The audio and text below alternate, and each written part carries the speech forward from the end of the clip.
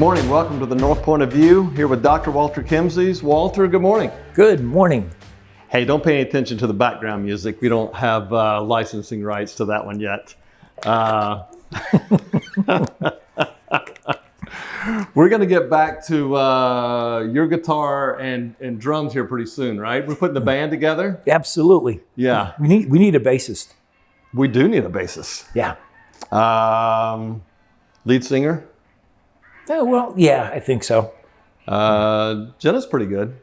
Oh, really? Oh, yeah. All right, there Really we good. go. We'll We just need a bassist. We'll figure it out. So the headline of today's podcast is Confusion and Chaos, which we've already thrown everybody probably a little off base to get started. But, you know, chaos and confusion are opportunities, right? Yes, they are. And in the stock market days, I had one of the senior brokers come to me, first week I was in the business, and said, what we need is chaos to make money.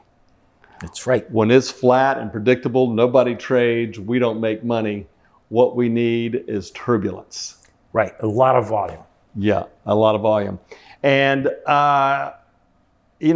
from that, I think that there are certain things that create that chaos, and there's certain people that benefit from it, but you got to be careful with that, right? Yeah. And there's a creation of, it seems like chaos and confusion from the media that's there's driving agendas, driving, a lot of things. And in our last podcast, we were talking about bias, but I think that in some regards, there's a bias toward that chaos and confusion right now around the world that I guess if it's up to you or I, we'd like to just turn that volume down a little bit, right? Exactly. What is the old adage is bad news sells. Yep. Good news doesn't. Right. And, to a large extent, that's true. When I told you before, I get all my daily newsletters and I'm reading through to see if something happened that I didn't expect. Well, when that happens, I obviously read it. I'm not always an optimistic guy. And I'd say you're not, and I am, which is another reason that we're good partners. Yeah. Is that I think I have a bias, a tendency toward optimism. It's going to get worked out, and you are a little bit more, bigger perspective. It's like, well, maybe not in the short term. Yeah. Well, the dismal scientist. Let's admit that's what it is. So, but what's happened in the last few years is really interesting. I remember, at the onset of the pandemic, I did not expect it to become a pandemic because we had come close to pandemics in the last 20 years. Yeah. But, somebody thought it was a good idea not to be truthful with the public. And that's how the pandemic became the pandemic. Yeah, that's a great perspective because you're right. I hadn't thought about that in a while, but at the very, very onset, and I'm thinking 3 months. Yeah. And it was 3 years. Yeah, because that's what it took to get SARS under control. SARS was going to be a global pandemic, and Hong Kong just shut down everything. And so we owe those people for at least 2 years of our life that we didn't end up locked up like we did in a few years ago. Yeah. So the problem is that once this started, there was absolute lack of perspective. I looked up the plagues way in the past. I was on CNBC in around the year 2000, 2001, and these things would happen, and you'd have to, be an instant expert. So I never liked doing that part of my job. But I did research the plagues. I had studied pandemics mathematically because that's what you model in statistics and in math. It's a good way to learn differential equations and things of that sort. And so I looked up the Black Plague. I looked up, the Spanish flu. It became interesting. It was one thing to fool around with the math, and it was another to read about what had happened. And one thing we needed to expect the minute the pandemic became a pandemic is it's going to be 2 years till we get out of this. Vaccine or no vaccine, it's going to be 2 years. And all the behaviors that we saw were the same that happened back in 1918 to 1920 during the 2 years of the Spanish, flu. So we start off the government overreacts, and we've never seen $5 trillion stimulus spending in any economy before. And both parties are to blame, so I'm not pointing fingers at anybody here. They all jumped in there because they thought they wouldn't get reelected, so you couldn't bias, they couldn't pay enough to make sure they would get reelected. Right, which ultimately was the pig and the python, right? It had to work its way through the system. Exactly.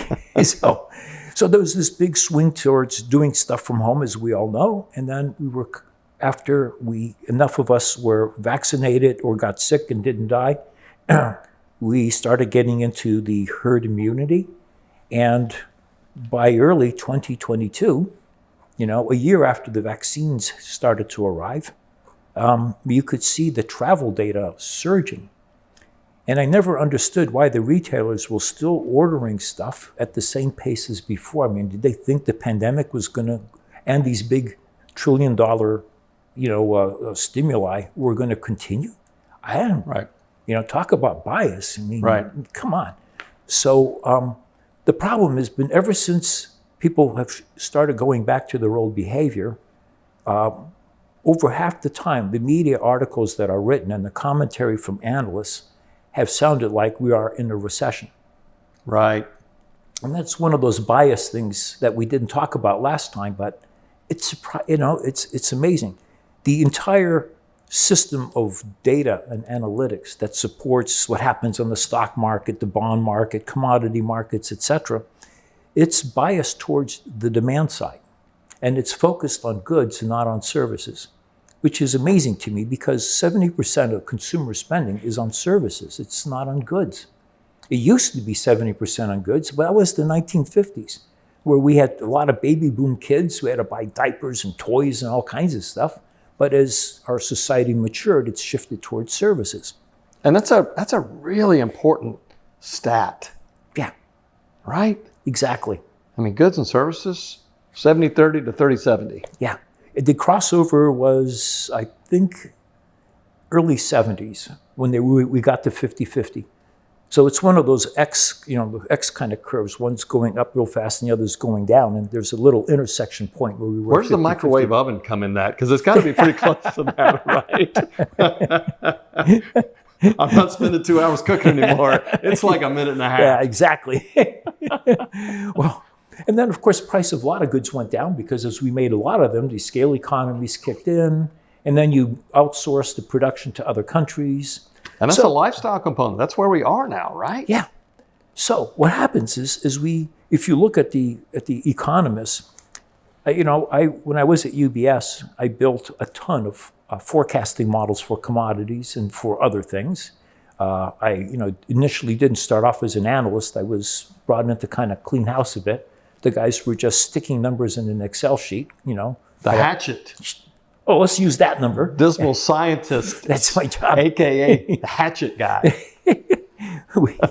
But we built these models, and what I learned is that a 10% change in the price of something has less impact on the quantity demanded than a 1% change in income. Interesting. And that's what Keynes said. I'm not biased towards any school of thought, but Keynes made that point. And so when you look at Keynesian models of the economy, they're all driven by income and demand. And so economists grow up with that bias. Even those who say that, I got a supply equation in my model, the problem is economists are numbskulls. They don't understand supply chain. Yeah.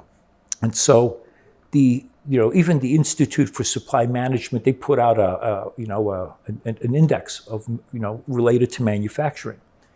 And the problem is that when you look at that data, the instinct is to interpret an increase as demand is strong. If it goes down, demand is weak. Well, what happened in the last few years is supply side got all screwed up. Sure it did. And so the whole thought process is wrong. The other problem is that people are still living in the 1960s when we were still spending more on goods than we were on services. Yeah. And the reality is I look at services, I look at supply chain, I look at transportation. Economists, when they figure out how much you can produce in the economy, they look at the inputs: capital, labor, energy, and materials. Where's transportation? Right. So it's invisible And so just living in the world of transportation, I think I see the economy so much more clearly. And not because I'm smarter than anybody else, it's just that I happen to be in the best seat in the house. I get a great view of the stage because of where I'm sitting, not because, I'm taller than anybody else or something like that. You're at one of the primary gateways to the country. Yeah.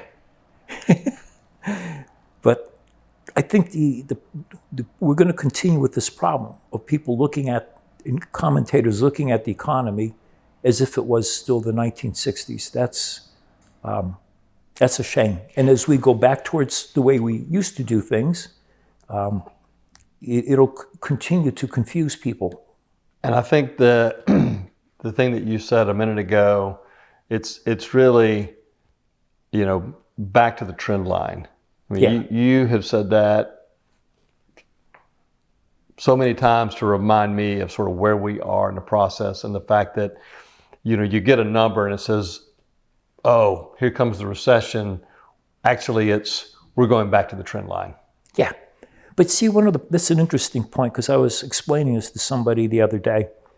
I was on a call with some investors trying to raise capital, and they were looking at the port data, and the imports, containerized imports at the top 10 ports, they briefly touched close to 2 million in November of 2018 as everybody's rushing their stuff out of China before the tariffs. Right.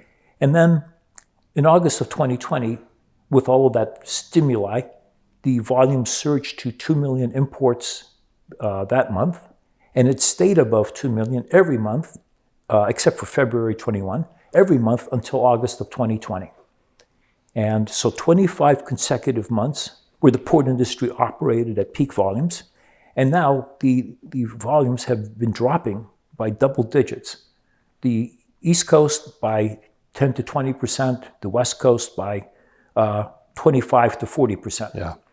And so, a lot of people started reading this as a recession, and it's like, no, we anticipated this. We were operating above the trend line for 25 consecutive months. Exactly, and way above. So we have excess inventories in the system. We talked about that, last week. Now the problem is, how do we drop an awful lot to burn everything off at once? That's let that Queen song, right? I want it now. Yeah. It's I don't know that we could burn it all off that quickly, but who knows? Maybe we do. So we drop a lot for a short period of time, and then we start going back to trend, or we drop a little bit, but we stay at that little bit below trend for a long time until all the inventories and stuff burn off. Yeah. So right now, I love the volatility I'm seeing in transportation. I know a lot of my friends would slap me for saying that, but let's just get past this as quickly as we can and get back to business. Yes, past the pig through the python. Exactly. All right, guys, it's been great. Walter, it's always a pleasure. Absolutely. See you guys soon. Hey.